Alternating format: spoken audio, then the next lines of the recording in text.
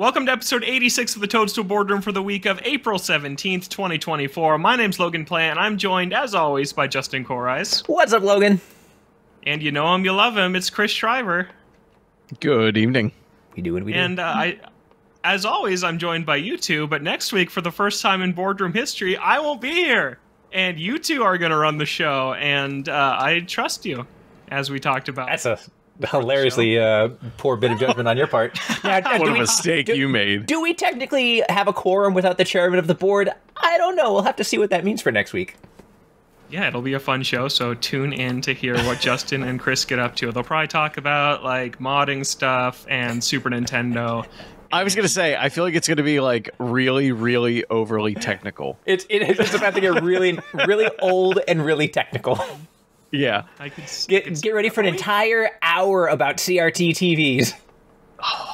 Sounds fun. Whatever you guys want to do, it's your show next week. I look forward to listening for the first time as a listener. It's going to be fun. We got a fun show for you this week also, though. We are going to return to our recurring segment that we kicked off last week, which is reflecting on Nintendo so far in the Switch generation. But let's get started here with the indie world that we were surprised by this week. And guys, I say surprised. I meant to say it on last week's show that we'd be getting an indie world, but I didn't, so I can't take credit for the prediction. It's okay. We'll get them next time. But we had an indie world today. It was about 20 minutes. There were two brand new announcements. It was SteamWorld Heist 2, so the next game in the long-running SteamWorld series, and Yars Rising, which is apparently a follow-up on an Atari series that I did not ever hear of until today. Justin, you're nodding. Do you know something about this series? Oh, yeah. We're going to talk about highlights. We'll get to it. Okay, cool. So 17 games shown in total. Those were the only two brand new games that were not announced prior to today, but a lot of games that got new Switch releases that we didn't know about that were just on PC before, a lot of games that got dates. So overall, I thought it was a nice show. No Silksong, which we're going to talk about in a bit because, frankly, I'm sick of it. I'm sick of it, and I'm going to tell you why. But yeah, let's each share some highlights. And Justin, I'll go to you first. Oh yeah, mine is 1000% Yars Rising. I loved what they showed. I thought that it looked awesome. It's got this very cool, like, Metroid-esque. What was that, like, Xbox Live Arcade, like, spy one that was kind of along those lines? I know. Shadow Complex. Shadow Complex. Yeah, it had, like, almost a Shadow Complex-ness about it.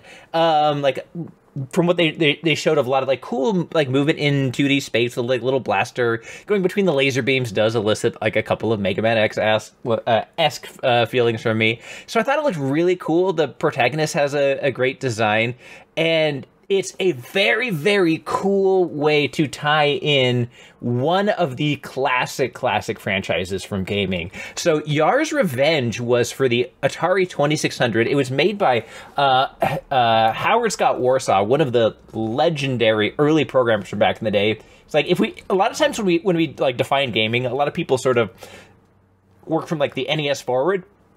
You have to go to before that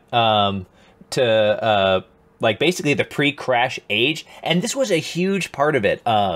It was like a 2D kind of space shooter. I want to say it was like literally the best-selling Atari game. Howard Scott Warsaw, famously also the guy who made E.T., so not all hits. Nice. Okay. But so, like, just a really cool game with a lot of cool history, and the way that if you watch the trailer, like, it seems to have very little to do with it, other than the fact that, like, apparently the hacking minigame looks basically like Yars Revenge, which I think is awesome. That's a cool touch. Yeah, it's a really cool touch, really cool tie-in, and so I'm excited about it. I love my Metroid-style games, and I like everything this one is showing me. Yeah, I thought it looked interesting. I think that it's coming from Way Forward, who you may remember recently from Advance Wars 1+2 Reboot Camp. They also make the Shantae games. They made that Contra game that wasn't received super well this year, but they generally have a pretty good track record over at Way Forward. And yeah, I thought this was a fun reveal for this one. You have any thoughts on this one, Chris? I'm interested to see if you're familiar with Modern Vintage Gamer. He was part of the original Shantae team, development team. So I don't know if he's involved in this. I'm interested to see if he puts out any content, like, talking about, like, how it came to be, how they got involved with it, because he tends to do that. Like when the Jurassic Park trilogy was released for limited run games, like he came out and kind of put a video as to how they did that, like kind of a behind the scenes type of thing, which is cool. Yeah, I mean, I have no affiliation with this franchise, but I thought it was a cool game. No, but it did remind me of like Shadow Complex, like that kind of like, and it reminded me without you saying it or without me thinking it. Like once you said it, it's like that's exactly what it is in the back of my mind. But yeah, no, I thought it was stylistically looked very cool. Yeah, I've got the trailer running now, and like I love this like ultra neon punk aesthetic it has to it. Yeah. It's so bright and colorful, and like the trailer kind of pans through different levels, and it looks like there's going to be like not like there's going to be like complex traversal. There's apparently stealth elements. I want to hear more about this game. I'm extremely on board. Very cool. Chris, do you have a highlight for us? I have a bet with myself on what you're going to pick. Let's see if so I'm not going to pick that one then, because I know which one you're thinking of. I'll point out another one. Europa actually jumped out to me. I thought that was a nice little. It seems like a very chill game.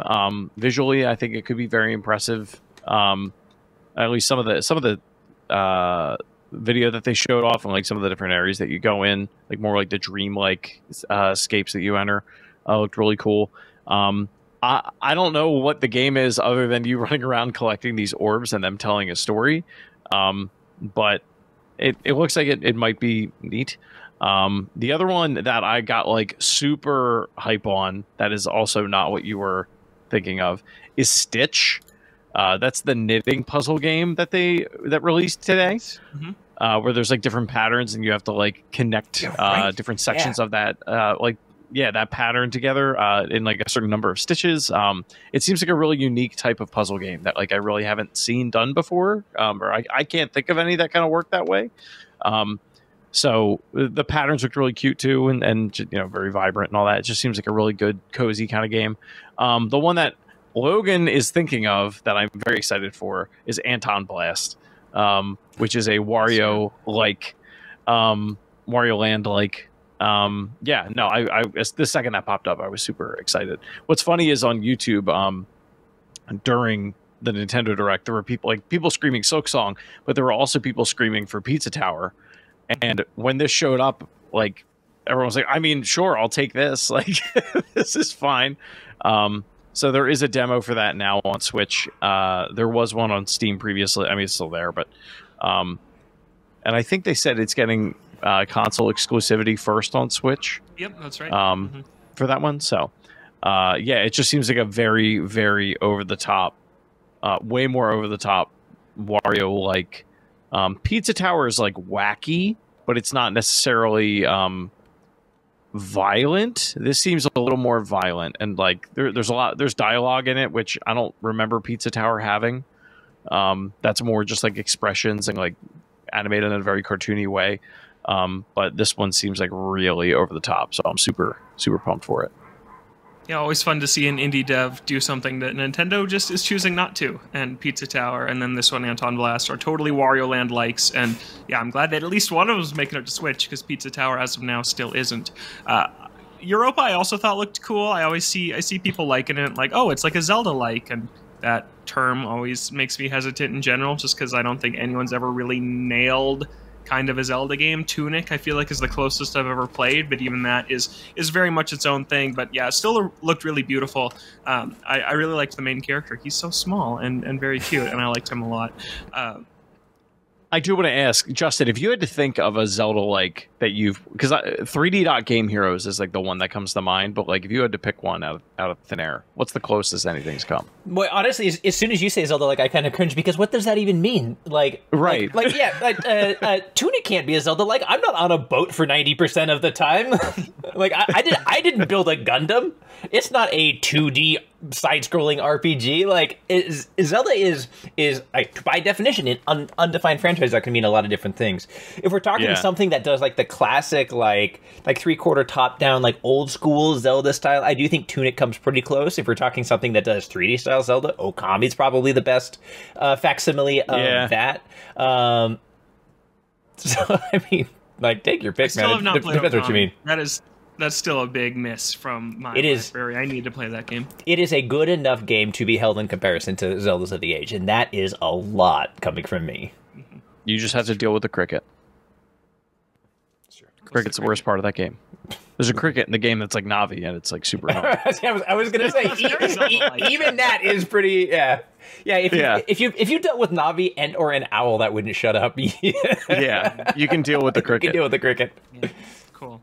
Yeah, I just feel like whenever people throw around, oh, it looks like Zelda, it's like, I know it's not going to have one puzzle that's as good as any puzzle in a mainline Zelda game. They just don't. Yeah. People just don't make puzzles and dungeon design like Nintendo does. I don't think anyone's ever done it. Prove me wrong. Send us an email, toastofboardroom@gmail.com, but I don't think it's out there. I don't think it's out there.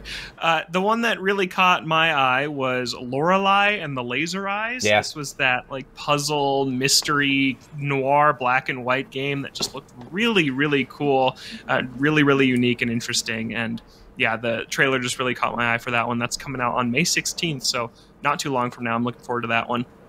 And then I thought that Animal Well, we've talked about before, and Justin played it. It looks awesome. That game looks so cool. I can't wait for that one. I was glad to see that just get a little mention in the highlight reel. And then I'm not sure how to pronounce this, if it's Skim or Shim, but it's that shadow platformer one that they showed kind of near the end of the presentation. A game about jumping from shadow to shadow in a challenging and lively environment. Looks like a really cool kind of 2.5D platformer with some abstract art that I love platformers, and that one really caught my attention too. So overall, I thought this was a fun showcase. I think that the indie worlds are sometimes hit or miss for me because they can tend to often be, and nothing against these games, they're just not for me. It can tend to be, here's 15 cozy games about simulations and puzzles and just feeling comfy. And I like brutal platformers and really interesting dark things, and I think this had some cool stuff. It had some Anton Blast looks awesome. SteamWorld Heist looks really cool.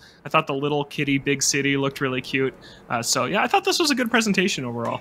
Yeah, I will say, so I thought Anton Blast looked really cool. To me, it really conjures up like Sega Genesis era like Boogerman vibes or like Earthworm Jim, right? Another one that I'm going to give an honorable mention to is the Teenage Mutant Ninja Turtles Splintered Fate. Cool. I love the idea of a Hades-esque Ninja Turtles roguelike. If it is well made and plays well, that could be a ton of fun. That's the part of me that... Go ahead. You go.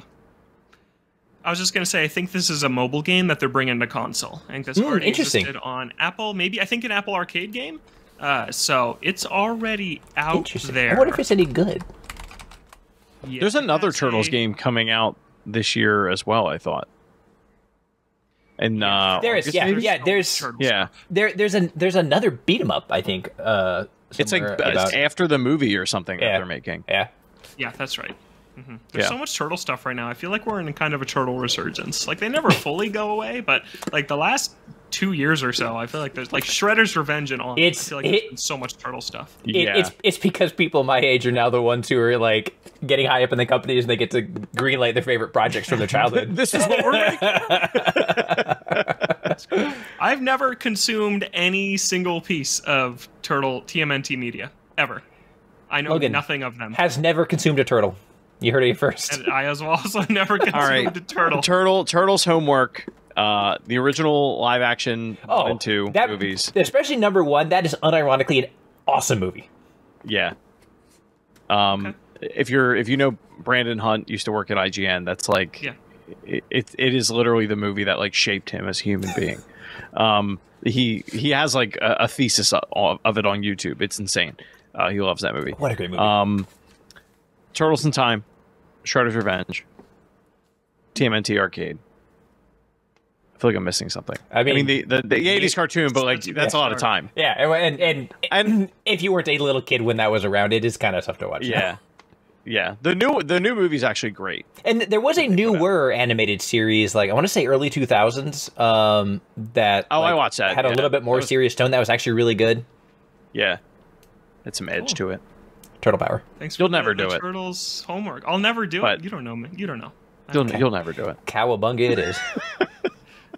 So let's talk about the other kind of side of this indie world, which is what's ticking me off, and that is no Silksong. And I'm not angry that Silksong wasn't there. I'm angry that this is the story of every single indie world event that happens. I think that the purpose of an indie world is to give a spotlight on smaller games that may not get the attention otherwise. But when the only headlines I really see popping after the indie world happens is Silksong wasn't there, it annoys me a little bit. And I don't know if Nintendo needs to start doing that thing that they've done before and say, hey, this game's not going to be here. Because they've done that before. They say, hey, Zelda is not going to be in this Nintendo Direct. I feel like we're getting to that point because the hype train to me is just a little bit unreal. There's other games to play. There's other things to give attention to and be excited about. And I just think that Silksong just hanging over our head every time, not even an indie world, every time we go into any sort of presentation, since this isn't a Nintendo exclusive, I feel like anytime it's an Xbox event, a Nintendo event, or even a PlayStation event, people are like, oh, is Silksong going to be there? And that's all people care about, guys. And it's just too much for me. And I just want this dang game to come out already. Not even because I plan to play it, because I haven't played the original, but because I want people to stop just tunnel visioning on Silksong. I don't know. Am I off base here, or you guys agree? I think it's reasonable to be sick of people being upset that people didn't do something that they didn't say they were going to do, if that makes sense. I agree with that.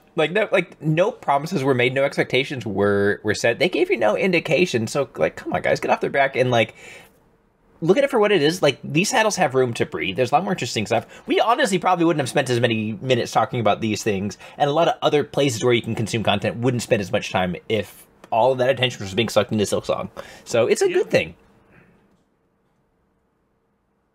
Chris? I feel like no, I completely agree. I definitely think you don't want to give them a hard time necessarily. You don't want to give Nintendo a hard time. It's not their fault. I don't even know that it's Team Cherry's fault necessarily.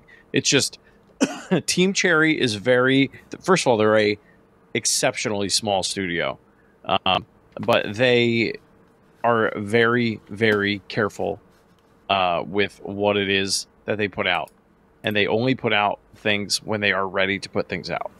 I think why people are getting so up in arms over it now is that game has been getting rated in different regions.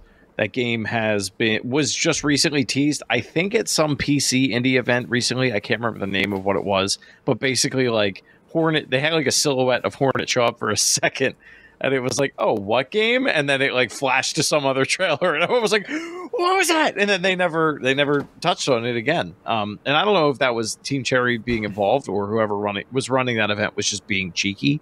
But the other part of me to you, Logan, is well, play Hollow Knight, and then you'll understand why people are clamoring for this game. Hollow Knight came out.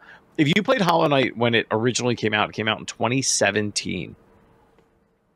It's been almost 7 years since then. Yeah. Maybe, yeah, a little bit, probably close to 7 years at this point. I don't know when in 2017 it came out. Math is hard, but. So I kind of get it. There really aren't that many franchises that we have to wait that long for outside of the big AAA pillar ones. It is weird though, because Xbox, Nintendo showed off that game initially at Treehouse Live, and then Xbox was like, well, it's coming to Game Pass. Yeah. So now everyone's just well, who's going to end up showing this game off whenever it does happen? I think that's the big problem at this point. My money's on Xbox, the next big Xbox showcase, but I agree. I think it's going to be at the Xbox event in June. That's what I've been saying for the last year. I think that makes sense. I think that Silksong has, again, this is no offense to the things in the indie world. I think this is to benefit the things in the indie world. I think Silksong has graduated out of that type of event. Because like we talked about, if it had been there, it's all people would have been talking about. So I think that this is a main direct type game. This is something Nintendo could end a 40-minute tentpole direct with at this point. So to log on to an indie world on a inconspicuous Wednesday in April and think that Silksong is going to be there and then be so devastated when it's not, I just think, I don't know. I think we talked about this with the Puro Leaker conversation. I just think some people you got too much time to be on the internet speculating. Like, yeah, for sure. Other games, go do some other things, and maybe dive into one of these indies that was announced today, because there's other cool stuff out there. I get being hyped for a sequel to an all-time great. I get that. The wait for Tears of the Kingdom was pretty excruciating, because that game was also announced in 2019 and did not come out for 4 years. So it was a long wait, but at the same time, every time an event came and went and Tears wasn't there, it wasn't like, wow, that was terrible, and I'm going to complain that that one game wasn't there. Like, I mean, now I think it's a meme at this point, too. Yeah. Like, there's just because it's been going on for so long. I mean, like, I feel like it's turning into the next like Half-Life 3 at every event now. But it's a real game. So we actually this is what I was going to ask. I know. This is the other thing I was going to ask is, you said Silksong has gotten to the point where it's graduated out of indie world. Would you say the same about a Yacht Club game title at this point? Like, if Yacht Club came out and was like, because I got Steam, and SteamWorld's kind of on a similar tier system, I think, to Yacht Club, like that studio. I can't remember who makes that. But like, do they belong in indie world anymore, or have they kind of graduated out, do you think? I don't know. I think the hype around Silksong is way bigger than like Mina the Hollower. People are excited about that game, but it's not to the same magnitude that we're seeing with Silksong. It's just like a little bit crazy how hyped people are for this game. I get it. I get that Hollow Knight's amazing, but I don't know. I think that SteamWorld Heist was a really nice closing to punch out the end of the indie world that didn't take thunder away from everything else. So I think that it fit nicely there. Okay, yeah. Justin, anything else to add? Or are we done here? I've got nothing to add to that. I think you guys summed it up perfectly. I hope when it does come out, eventually people love it. Yeah. Oh. Chris has a little Hollow Knight figure there that he is petting gently. Nice. My baby's asleep. That's all I can do. Now, the one thing I will say, I also haven't played Hollow Knight, so every time I hear Hollow Knight, the very first picture in my head is Meta Knight, and then I have to like edit my brain real quick, be like, no, that's not it. That's something different. Meta Knight also people are very hyped for the solo Meta Knight game that we're going to get. Yeah, not a thing. Although a Meta Nightmare Revenge in Kirby Superstar, I was actually playing that the other day, very randomly. It's a good time. It's a good time. Okay, let's move on and talk about our recurring segment from last week, which is Nintendo in the Switch generation. Justin, you weren't here last week, but Chris kicked it off with sharing one thing Nintendo got right and one thing Nintendo got wrong throughout the Switch generation. And with each point, we're going to talk about... Actually, my favorite part of that discussion is, as expected, it got extremely technical when we gave Chris the floor. Yes, I went way off the rail just last week. I apologize for that. I loved it. I thought it was fun, though. Yeah, I thought it was awesome. Thought it's like this is a cool launch pad that can lead to some extended Nintendo discussion, which if you didn't know, that's what I'm all about here. So I really liked it, and I thought that Chris brought some great points last week. What they got wrong was the lack of a sensor bar and bad motion controls, and what they got right was the hybrid console as a whole. So that was our discussion last week. If you missed it, if you skipped it because Justin wasn't on, you only listened for him, go back and give it a listen and let us know what you think. But this week, I'm going to take the floor and share one thing I think Nintendo got wrong and one thing I think Nintendo got right this generation. I'll start with what I think they got wrong, and this was more prevalent at the start of the generation. We saw it a couple of times in kind of the later years, and I hope we don't see it again the next time Nintendo has a big technical leap with its console. And that was the kind of piecemeal approach to adding content to games that Nintendo took a lot with its first-party releases in the Switch generation. This is, I think that the kind of negative spin that people would call it online is the finish it later approach that they used sometimes. I don't know if I think that's a fair thing to call it, but that's what people called it. And some examples I have here are the Mario sports games are big culprits of this. Mario Tennis Aces, Mario Golf Super Rush, Mario Strikers Battle League, all launched with way less content than they finished up with. And they finished up as, except Battle League, Golf and Tennis finished up as pretty nice, complete products, but they launched pretty bare bones with not as many characters, modes, stages, stuff that people expected. Kirby Star Allies is another example of this. It launched with very little, and by the end of it, it was one of the biggest celebrations of the Kirby franchise there was. Like, there's so many playable characters. They added an entire new campaign mode. It's all free, by the the way. This is all free updates, but it kind of took some of these games a year to get to the point that some people, and myself to an extent, felt they should have been at launch. And then Nintendo Switch Sports, remember, they announced Golf, and then they had to delay Golf, but they shipped the rest of the game, and then Golf came like 5 months later, and that was really strange, and I don't know who that really served. And then you could even throw that at Animal Crossing, New Horizons. That game came, and then a lot of stuff was added over time to it. And that's kind of a calendar-based game, so it makes sense. But I still feel like the catalog of clothes and furniture and objects never got to the point that New Leaf was at. Like, you never had the super cool Nintendo stuff, like the Master Sword and the Mario Fire Bar and the question block that you could put in your house. And I think it was just lacking some of that stuff. So I think that it was good because they got these games out. They released a lot of first-party games at a really good cadence. But I hope that if Nintendo jumps to 1080p, 60 FPS, it's not like, okay, here's most of a Kirby campaign, and then they kind of color in the edges later. And because I think that a lot of people didn't like that, spending $60 on something that didn't fully feel finished right away. Justin, what do you think of this? Yeah, and I think that's a really good point. It's weird, like, sort of low-key, Nintendo Switch was the Nintendo Games as a Service generation, and so much of what we saw was basically exactly that approach of, all right, here's kind of the base building block that we're now going to snap things onto.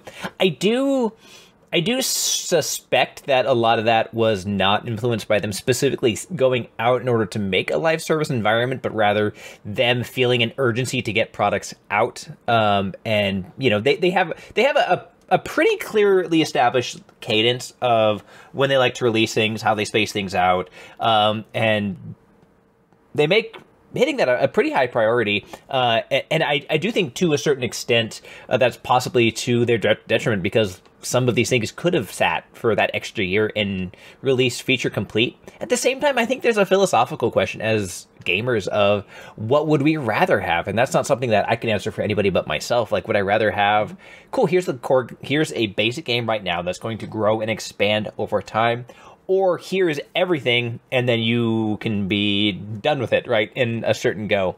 And I don't know what's better overall from a business perspective. I know that for me, just as somebody who doesn't have that much limitless free time, I would honestly rather have a lot of fairly close-ended experiences. But then we end up with, but then, you know, people talk about, like, you know, oh, Steam charts, look at how much the player base has plummeted, when it's like, no, they just finished the game.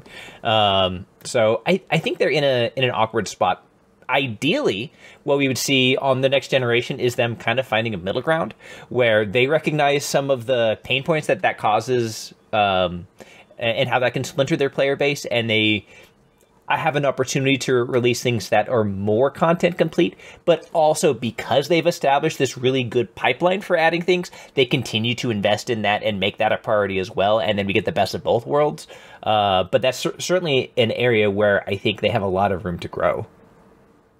Yeah, it took Nintendo a long time to figure out how to develop in HD. We've talked about that. The Wii U generation was a slog because of that reason. And I think that, like you said, Justin, it was a rush to get this stuff out. We want a game every single month for the first 2 years of the Switch. And they basically did that. But I think, I'm not knocking all examples of this. I think Splatoon 2 and 3 they nailed, because both of those games, I think the difference is they launched with a awesome amount of content, especially Splatoon 3. And so then a multiplayer game like that you're supposed to play for a long time, then every 3 months, like, okay, here's 2 new maps. Okay, here's this roguelite DLC. Here's this new hub area to go to.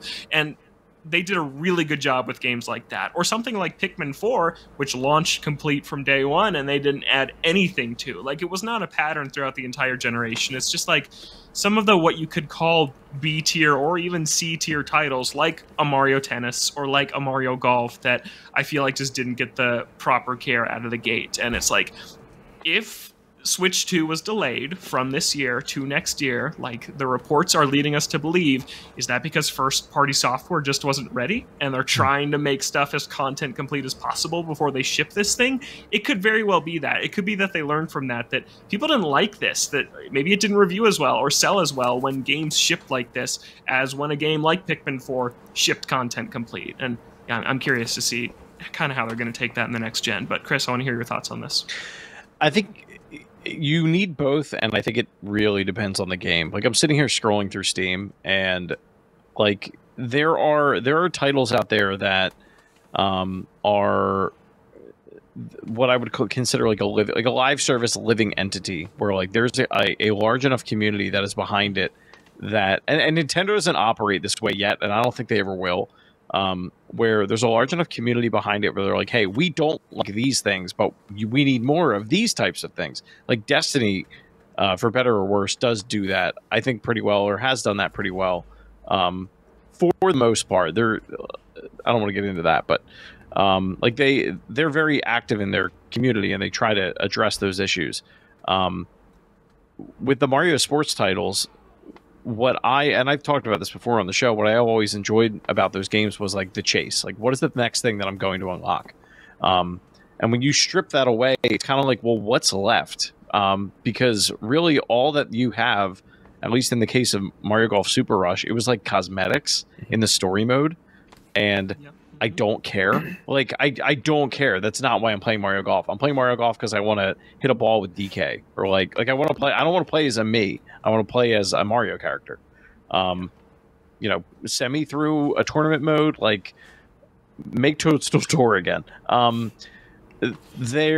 like, I think that's an example of one where they added things after the fact, and I was so. That game felt like a lead balloon when you were playing it, because it was like, it doesn't feel feature complete. I don't like what's here. And then they added all this content, and it's like, great. They added content to a game that I'm not happy with. Why would I go back? And I think that's what bites them the most. Because the opposite is like, you look at Mario Kart 8, and granted, that game was feature complete because the DLC had already come out for the original Mario Kart. It took them 10 years to make new levels or whatever it was, but they did it. But you're building upon an existing platform, and the levels weren't perfect, but it was enough to keep people satiated for the next thing to come out. I think if you want to talk about growing pains in the Switch generation, this is probably the biggest area for me. It's this, and because I feel like they got a much better grasp on online and what to do about online at this point. You know, have that unified account ecosystem, like they're getting there. And I hope next generation that's better.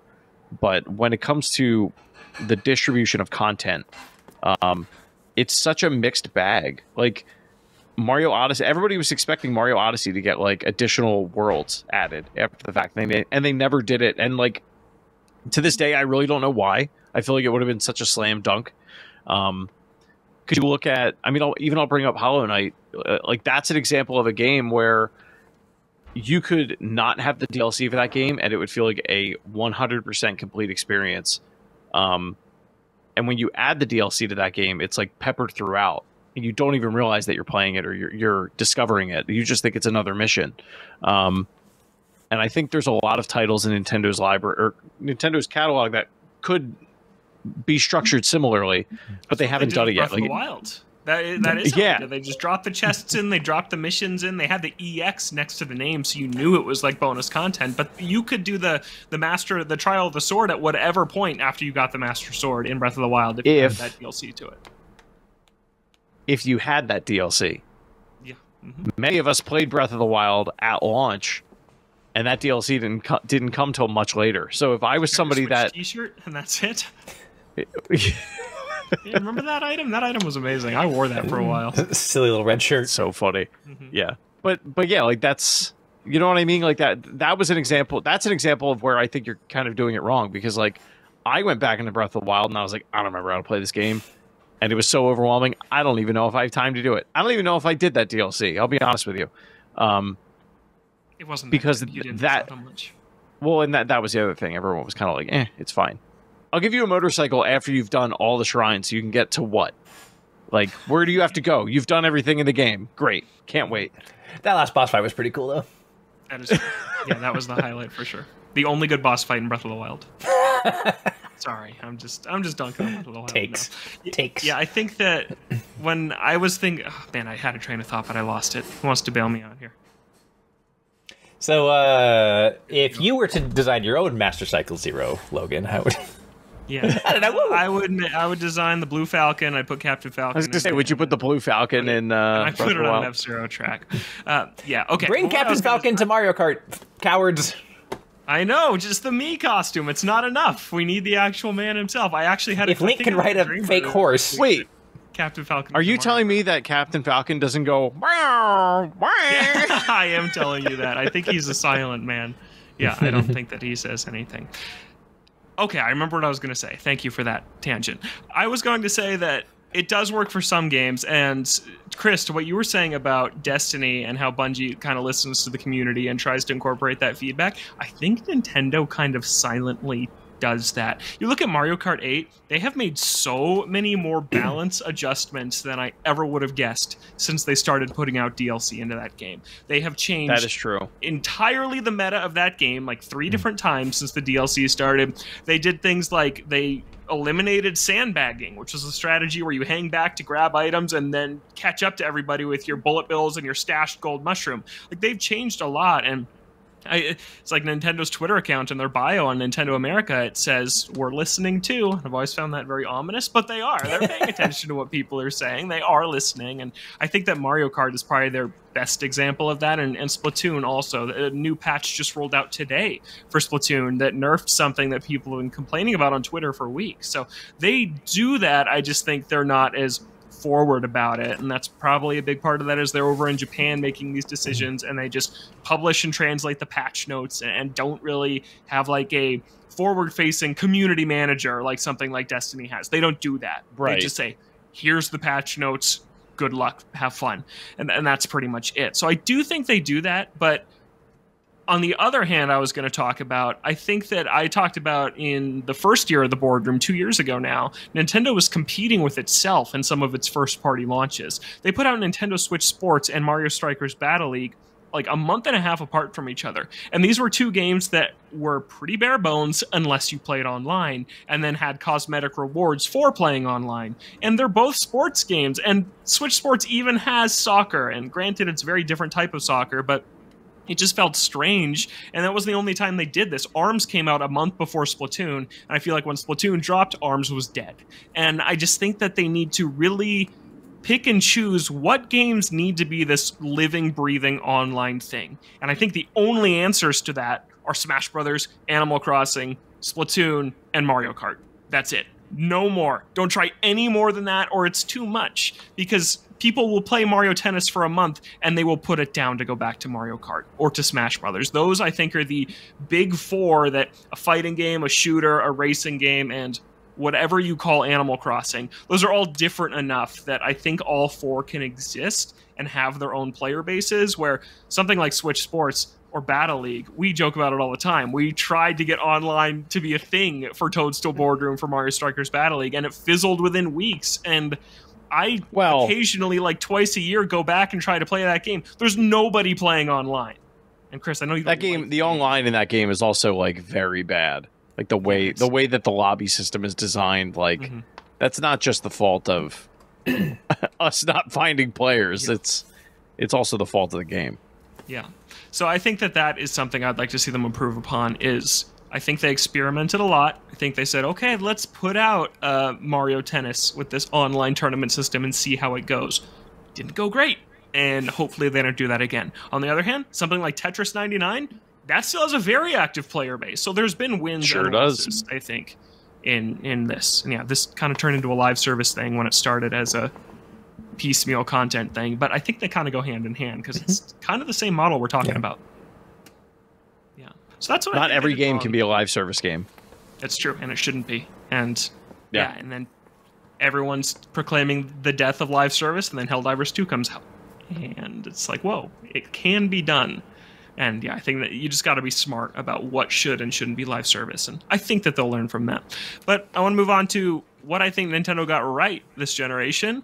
And that is, I, especially recently, have been really happy with the franchise care that we've been seeing this generation. Metroid Dread came out on Nintendo Switch. That's bonkers. We're all used to it now, but at the time, that was unbelievable. We got a remake of Metroid Prime. Like, after how they treated Metroid last generation with nothing on Wii U, Federation Force, and then a remake after Switch was already out of Samus Returns, like, Metroid was back in a big way this generation.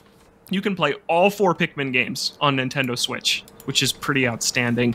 Really niche franchises like Another Code or Endless Oceans coming out next month are coming back. Paper Mario: The Thousand Year Door, they're finally returning to the RPG roots of this franchise that people love. Super Mario RPG, whoever thought that we would see that? I think that they just did a really nice job at, once the Switch was a smash hit, they're like, okay, we can take some risks and bring out some things that people haven't seen in a while. And then the things that people see all the time, like Mario and Zelda, they came out and made the best ones ever. So I think that they just did a really nice job this generation of a really wide range of franchises, and I hope that continues because there's still more that we should see. Like F-Zero 99, great start. Let's see a new F-Zero. Like little things like that. Star Fox was missing. I don't think we've seen the end of Star Fox. I think they'll fire that cannon at least one more time and see how it goes. But overall, I'm just really happy with the kind of diversity of the first-party games. Pokemon Snap is another one. That's a sequel to an N64 game that people love, and the sequel turned out great. Like, I just think they did a really nice job with that. I think that's something that they've done a really good job of, is not just focusing purely on the tentpoles and really opening up kind of the vault and tapping into a lot of those things. I mean, we've got an Advance Wars. It didn't do well. Probably never going to get one again.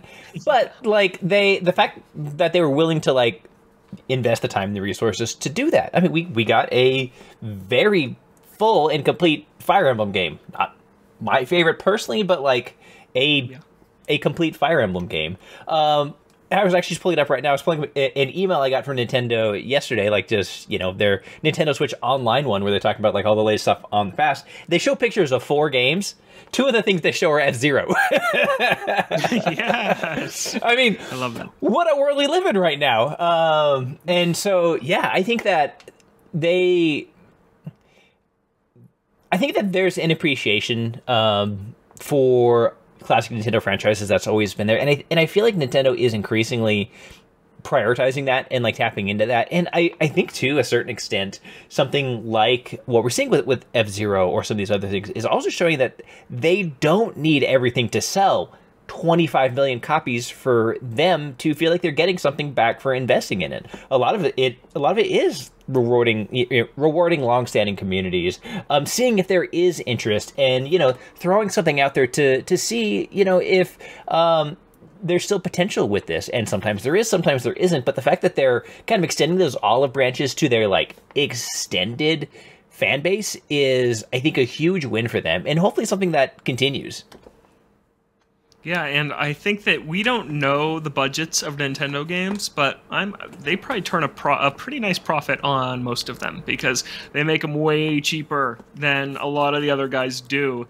And something like Pikmin 4 that sells 3.5 million copies, I'm sure they made a tidy little profit on that one. And I think that, yeah, they just make games cheap, like a WarioWare. I can't imagine how cheap a game like WarioWare is to produce. That if it cracks 1 million copies, which I think both of them have, they're probably making money on that. And I think that is, like we've talked about the rest of the industry struggling to figure out how to do that. I think Nintendo is doing a good job of that. And yeah, I think that allows some of these other franchises to survive because it's just cheaper to make some of these games. And sometimes they don't turn out like we like Mario vs. Donkey Kong, but that's a franchise I'm sure some people out there care about and enjoyed the remake more than we did on this podcast. But Chris, what do you think of the franchise care in this generation? And I agree with everything you guys have said. And one thing I'd like to add to it is they are in a position that I think, I don't want to say that Xbox and PlayStation aren't, because there's certain people out there that do this, but Nintendo didn't do this nearly as much as they have in the Switch generation. And that's make merch and sell merch, like merchandise on their website and in stores and everywhere that they possibly can. Like, you could go on the Nintendo website once a month and there is new stuff available for any of their tentpole franchises at any given time. Like there's stuff on here that I haven't looked in a couple weeks, and there's stuff on here I've never seen before. So I think Bill, and like that kind of, it seems like such a small thing, but it like garners community, or like it creates community, and it makes people automatically have a conversation. But like if you walk up to me and you have a Metroid Screw Attack shirt on, like, and we're at a work event, like I'm going to talk to you. I'm going to ask you what your favorite Metroid is, and like there's something to be had there. And then somebody else is there and go, oh yeah, my kids have a Mario Kart machine. I don't know what this thing does. If you played Metroid when you were a kid, cool. There's a new one. Go get it. Like I think that's where a lot of this starts to come into play, because now they're at a point where people like myself, like Justin, they're having kids, and they're like, oh man, I haven't played video games since I was young. Like maybe I should get them back into it. And it's like revitalizing a lot of these franchises that they just have kind of had sitting by the wayside for a while. I don't know. I don't even know if that's related to this topic. I just feel like it kind of ties into them like giving love to these older franchises that we didn't see any of this during the Wii U generation or the Wii generation. Like we got Metroid Other M. They didn't have any money to throw around back then. Now they have. They did on Wii. Yeah, sure. That's true. So a lot of those. Yeah. Yeah. Yeah, I think that kind of ties into another thing that I was kind of in my back pocket for another week that Nintendo did great this gen, which was, man, did they like really recognize how valuable their characters are. And they started to capitalize that in huge ways, and we're just seeing the start of it. And I think that is just going to continue. They just need to see how valuable Donkey Kong is and make him a real game. That's the next thing that they need to do. Yeah, but that's what Nintendo got right and wrong for my pick this Switch generation. Next time we do this, it'll be Justin, and we'll hear his picks for what they got right and what they got wrong. Also, I want to hear your picks, listener. Email us, toadstoolboardroom@gmail.com. What do you think Nintendo got right and wrong this generation? And we'll read some highlights when we return to this segment again. I want to hit some quick news highlights. I just wanted to shout out that the Mario Kart and Splatoon 3 World Championships happened, and this was the tournaments that were supposed to happen in Nintendo Live in Japan that got canceled because of the threats made towards employees. So happy to see that they came back and ended up doing those events. They were very fun. The Splatoon one was pretty exciting, so those are all on YouTube if you want to go and check out what happened at those. Speaking of Splatoon, there's a Splatfest this weekend, and I got to get the Boardroom's team picks here. It's I love this Splatfest topic. Which fuzzy fluffiness do you like most? Is it baby chicks, lil bunnies, or bear cubs? Justin, what's your pick? Oh, as a kid who grew up in rough and tumble Montana, I have a lot of affection for bear cubs, and I had a weird amount of interactions with them as a kid. Okay, nice. How about you, Chris? I at first my knee-jerk reaction is to say little chicks, but we were just on Family Farm a couple weeks ago, and they had baby chicks, and like they were in that awkward stage where they weren't quite chicks, but they were not chickens either, and it really turned me off on chicks. And bears are real cute, so I'm gonna have to go with bears. We're unanimous. There's also a rabbit that keeps pooping in my. Oh, there you go. Did you say there's a rabbit that's pooping in your yard? Yeah, and I'm real sick of it, so it's not bunnies right now. Wow, so bear cubs by default then for Chris. Because the other two on his bad side. And bear cubs also. Justin, you're going to have to share sometime some of your childhood bear stories. That sounds... Can do.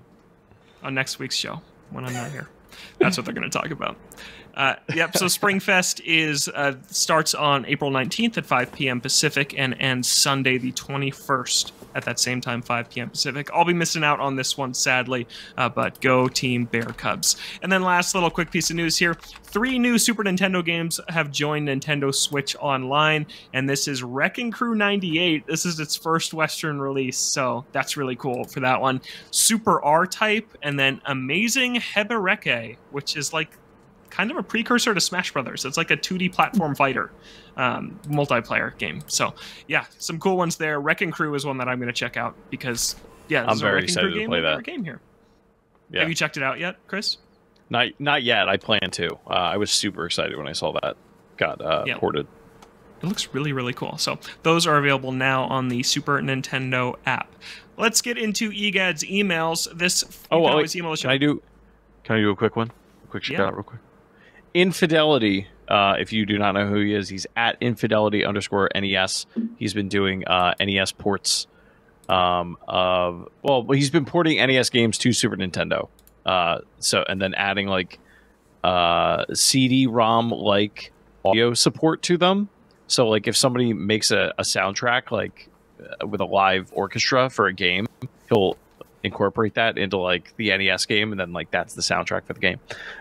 He's working on Mega Man 3 right now, which I know people are very fond of that soundtrack. So if you're into any of that, go Google. And then the one thing I'm going to add real quick is Super R-Type is awesome. You should play it. Yes, Super R-Type is awesome, and everybody play it. My very, very short elevator pitch is it's kind of like Contra, but you're a ship. Cool. That's my elevator pitch. Oh, that's a very short elevator pitch. That's pretty much it. Yeah, those apps have come a long way. Like, there's so many games available on these now. If we have to start over, Nintendo, please don't do it to us. Don't make us start these apps over again from scratch. But then what will you be excited about? Sure. I guess I'm not going to be excited about A Link to the Past again. I'm just not. I won't. No, it's there. Yeah. Also, we got to start a segment called for Chris called Extra Extra. Or at least just get a sounder ready for every time. Mm-hmm. Yeah. I'll get a DJ horn. Yeah, that sounds good.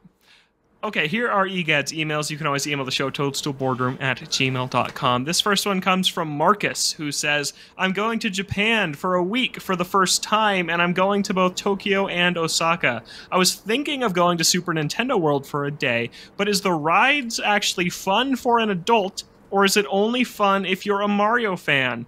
Basically, is it worth going there for the rides, not only for the nostalgia? Marcus, it's not worth it for the rides. The rides are just not very good.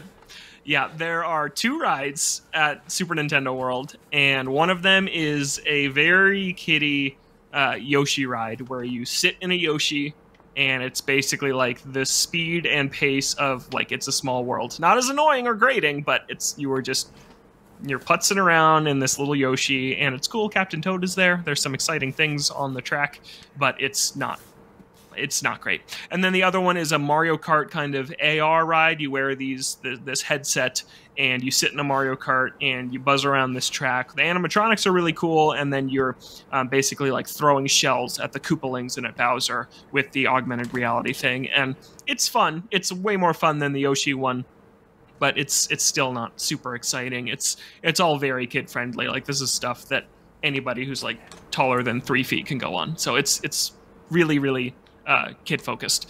So no, if you're a Mario fan, it's awesome though. That wasn't your question though. I still loved it. I loved the animatronics. I loved all the games you can do with the amiibo bracelet that you can buy at the park, and just walking around seeing the mascots walk around. It's fun. It's very fun, but it's not worth it for the rides. You're better off spending your day elsewhere if you are just seeking thrill, because it's there's not much to be found there. So that's my quick review of Super Nintendo World. Marcus, when you do go and when you do come back, please send us an email. Let us know how the trip was. I would love to hear about it. I'm looking at potentially making my first trip to Japan later this year for the Tokyo Game Show. So I would love if you came back with any recommendations, do's or don'ts. So please let us know how the trip goes. Yeah, and have fun. That's so exciting. Also that's really Yeah, awesome. absolutely. And then our last email for the show comes from Kevin, who says, in your last episode, Chris spoke about Nintendo not putting proper sensor bar tech into the Switch. The conversation also touched on gyro controls for the Switch, and I'd like to mention something here I don't think many people know about. In 2016, I had a pre-order for Breath of the Wild on Wii U, so I kept it, received the game at launch, and played through the game on Wii U before I got a Switch. There was quite a bit of discourse online over the motion control shrines being terrible to control. To me, they seemed great. Fast forward to December 2017, and I picked up a Switch and the Switch version of Breath of the Wild. I once again completed the game, but I discovered that the motion control shrines were terrible to control. I'm not sure if the gyro controls for the Wii U were better than the Switch, or if simply the Breath of the Wild controls were designed for the Wii U, but I thought it was worth mentioning here. Playing through both versions of the game, I believe the Wii U version is a better version if the portability of the Switch is not taken into consideration. Have you guys ever heard of the gyro controls being better on the Wii U? And Chris, you were nodding along. Do you have anything to say about this? What I would love to know from this person is who's this? Kevin. Hi, Kevin. Is it my problem? Is it the same problem that I have with Splatoon? So my whole thing with Splatoon is like when you're playing on Switch, and why I won't use motion controls in handheld mode is because I'm looking at the screen. The last thing I want to do is move it in all kinds of different directions to do the thing, because it's constant that you have to do it. With the, I felt the same way about the shrines on Switch, where I hate moving a screen that I have to like manipulate a world with. It just like breaks my brain a little bit. But on top of that, like I do think that the motion control, I just think the motion control in the Joy-Con are terrible. So this wouldn't surprise me at all, because think back to like Nintendo World on the Wii U and how seamless that game works. I would not be surprised if I went and played Breath of the Wild on Wii U if I had a better experience in those areas. Yeah, I can speak to this a little bit too. I just played a bunch of Splatoon 1 when the servers were shutting down, and I was like, wow, aiming feels so good in this game with the gamepad. It felt great, and I'm wondering if it's because the gamepad is so beefy that just I feel like I have a better control over it when I'm aiming with the motion controls, and I don't know. It could be that, because I think the Switch Pro controller motion controls are fine for aiming. Like I use it in Splatoon, I use it in the Zeldas. I have motion aiming on in those games too, and I generally like it. But yeah, I was on target when I was playing with the Splatoon 1 on the Wii U gamepad. I thought that they were great. So yeah, you might be onto something here, Kevin. I will say, in hindsight, sorry, real quick, in hindsight, okay. I did play Splatoon with motion controls, like the original, like the entire time. But you won't do it on Switch? No, I hate it. Interesting. What were you going to say, Justin? Well, I'm also quite curious if because it's not clear from what I can tell, if he was playing on the Wii U, on the Joy-Con, handheld or docked? Yeah, exactly. Yeah, on the Joy-Con or on something like a Pro controller. Because I think it's pretty clear, and maybe this can be a topic one of the shows, that the Joy-Con, frankly, are not good. I mean, they're just not, and especially at launch. And so I do, wonder what effect that can have. And likewise, like for an accelerometer having like more space and size, how important that is. The housing for the Wii Motion Plus, like back on the Wii, is a big housing, and so having that additional space, what impact that has. I think that's a really interesting observation from Kevin. And I just a real quick search, and I saw other people basically with the same commentary of the motion controls working much better on that versus the Switch, and trying to figure out why. So I think you guys are onto something. That's interesting. And then I will say, though, I still think the Switch version of Breath of the Wild is better. The Wii U one doesn't have nearly the same draw distance, and the tech is better. And the Switch one chugs load too. times are pretty different. Slowdown is worse. I mean, there's plenty of technical reasons why the Switch version is superior. And I will say, if you just turn off motion control, it doesn't really matter. Yeah. Do you guys not use motion aiming in the Zeldas? No, I will with my bow. Yeah. I really like it for those minor corrections. Mm-hmm. Or Ultra. I really like it when liked it for that. Yeah, when you get that first person, almost the reticle zooms in that much, and you're getting very precise for a far shot. I really like and especially with the moving target, right? You put your reticle in the right area, and then as they make those moves, you use a little bit of that to fine tune it. I think it's really good for that application. It's very natural. Yeah, it is. It feels very natural. Yeah, that's super interesting. I'd never heard about this before. I'm glad that Kevin brought this to our attention, because that's really interesting, because I would have never thought about this. I'm gonna try to dig into this more and maybe give an update next week if I find an answer. But there's an article from Nintendo Life from back in 2012 It says the Wii U gamepad offers 9-axis controls. I don't know how many axes the Joy-Con have. It'd be interesting if it was 6. Yeah, interesting. Yeah, the PlayStation famously had a 6-axis controller, and everyone hated it. I know. I do love the idea that we're just about to go down this like giant rabbit hole. It's going to become these giant like conspiracy theories where we're trying to figure out what exactly went wrong and who's to blame for it. We'll have to come up with a name for our conspiracy theory segments. We'll have like tinfoil mushroom caps or something. Yeah, that's good. Yeah, that's good. I think that's it, though. I think that's another episode of the Toadstool Boardroom in the books. Send us an email, toadstoolboardroom@gmail.com. Find us on Twitter @ToadstoolBR. I will not be with you next week for the first time ever. I'm excited to listen to what Justin and Chris will have planned for you next week in the boardroom, so be sure to come back for that. But until then, Justin, where can people find you? You can find me on Twitter @KOREIS. I've also got a bunch of, if you want to see anything that I've actually worked on, I've done a bunch of video guides for IGN lately for Helldivers, and going to have some going up for Fallout 4, because a lot of people are interested in the Fallout franchise again right now because of the awesome Amazon show. So check that out too. Wouldn't it have been nice if they, thought about that even at all and released a game this year? Okay. Yeah. Chris, where can people find you? You can find me at Shrives93. I've been playing a lot of Fallout Shelter, so, nice. If you want to talk about that at all, feel free to hit me up. On Switch? No, I'm playing it on my phone because that game was originally made for phone, and I tried playing it on my Xbox for about 4 seconds and hated it. It takes way longer to do anything. I am like anxiously waiting for the next gen Fallout 4 update to come out, if it will even do anything, because no one knows. The PR article that came out for it is so bad. It's like, it now has widescreen support. And it's like, really? I'm pretty sure it came out with widescreen support. Yeah, interesting. Weird. I have never played Fallout of any sort. You have missed out. Yeah. I don't know if it's my type of game. I don't think it's for me. Yeah, I tried Skyrim, didn't like it. Yeah. Oh, yeah, you probably won't like it. There's a lot of people who...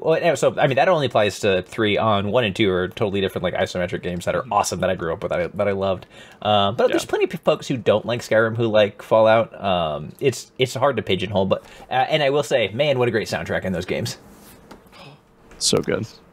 You can find me on Twitter @LoganJPlant, and I'm getting back into F-Zero 99, and it's awesome. I don't know why I ever put that game down. I think I'm going to play it for the rest of my life. So, yeah, I'm probably going to be posting some wins. Hopefully, it's hard to win now because there's these whales in every lobby that are just dominating, that have been playing the game nonstop since it came out, and I get top 5s consistently, but I can't pull off a first, so I'm going to have to step it up. But, yeah, so join the Toadstool Boardroom Discord because I'm going to set up some private F-Zero 99 lobbies that I'm excited about.